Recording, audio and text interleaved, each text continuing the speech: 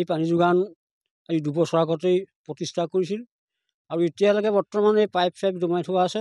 কোনো কামৰ মানে সিদ্ধান্ত নাই।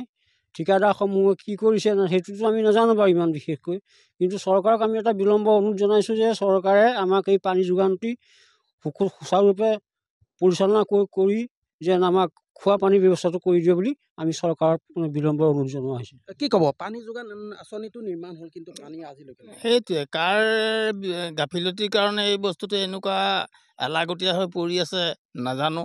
গতিকে অতি সোনকালে আমাৰ পানী যোগান আঁচনিটো সুচাৰুৰূপে চলাৰ ব্যৱস্থা কৰি আমাক ৰাইজক সুবিধা দিয়ে যেন সেইখিনি বিচাৰিছোঁ আমি।